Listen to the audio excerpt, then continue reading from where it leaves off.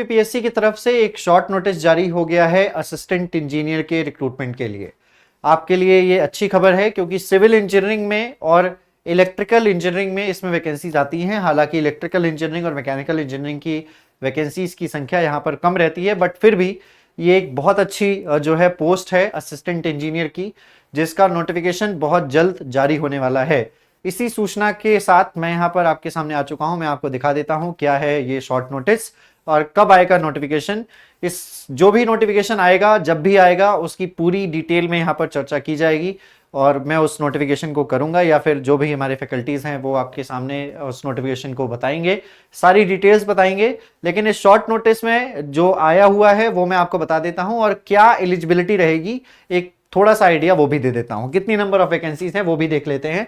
जैसे आप यूपीपीएससी की वेबसाइट को ओपन करेंगे, uppsc.up.nic.in ये वेबसाइट है, नीचे आएंगे, नीचे आते ही आपको यहां पर इंपॉर्टेंट सेगमेंट्स में दिख जाएगा नोटिस रिगार्डिंग अपकमिंग एडवर्टाइजमेंट्स इन दिसंबर 2024।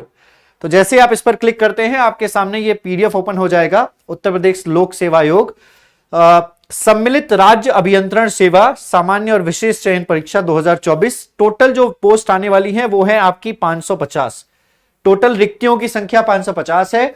इसमें देखना होगा कि कितनी वैकेंसी सिविल की है, कितनी इलेक्ट्रिकल की है और कितनी मैकेनिकल की है, ये आने वाले समय में आएगी। और विज्ञापन की जो संभावित तिथि है वो है दिसंबर 2024 के प्रथम सप्ताह में, यानी कि आने वाले दिसंबर मंथ में फर्स्ट वीक में इसका नोटिफिकेशन जारी कर दिया जाएगा। और आप सभी लोगों को मैं कुछ बेसिक सी जानकारी यहां पर दे देना चाहता हूं कि यूपीपीएससी एई का ये जो रिक्रूटमेंट है ये अब 2 पेपर्स में होता है। 2 पेपर्स इसके होते हैं यहां पर और दोनों ही ऑब्जेक्टिव बेस्ड होते हैं। इसमें नॉन टेक्निकल का जो पोर्शन होता है वो 25 क्वेश्चंस का होता है और इसके अलावा टेक्निकल का जो पोर्शन होता है वो 75 क्वेश्चंस का होता है दोनों ही पेपर में। एक पेपर में जनरल हिंदी होती है और एक पेपर में जनरल अवेयरनेस होती है। रिमेनिंग 2 पेपर्स में जो टेक्निकल के जो हाफ सेगमेंट के हैं उसके हाफ सेगमेंट में टेक्निकल के कुछ सब्जेक्ट्स पूछे जाते हैं और अनदर हाफ सेगमेंट्स में टेक्निकल के कुछ सब्जेक्ट्स पूछे जाते हैं। अगर पेपर का पैटर्न चेंज नहीं होता है तो यही पेपर का पैटर्न रहने वाला है।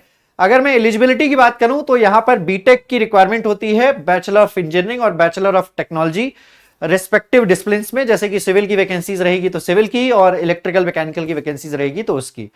फाइनल ईयर वाले अप्लाई कर सकते हैं या नहीं ये नोटिफिकेशन की लास्ट डेट पर निर्भर करेगा। लास्ट डेट तक अगर आपका बीटेक कंप्लीट हो जाता है तो आप बिल्कुल अप्लाई कर पाएंगे और अगर कंप्लीट नहीं होता है तो आप अप्लाई नहीं कर पाएंगे। बाकी जैसा कि नोटिफिकेशन में देखने को मिलेगा ऐसी इंफॉर्मेशन आपको दे दी जाएगी। जो सिलेबस है इसके बारे में हम लोग डिटेल में चर्चा करेंगे नोटिफिकेशन के बाद। उम्मीद करते हैं ये इन्फॉर्मेशन आपको हेल्पफुल लगी होगी। इसी प्रकार की और भी इन्फॉर्मेशन के लिए आप हमारे चैनल पर जुड़े रहिए, सब्सक्राइब करके बेल आइकन प्रेस कर दीजिएगा। थैंक यू सो मच, मिलते हैं आपसे अगली वीडियो में।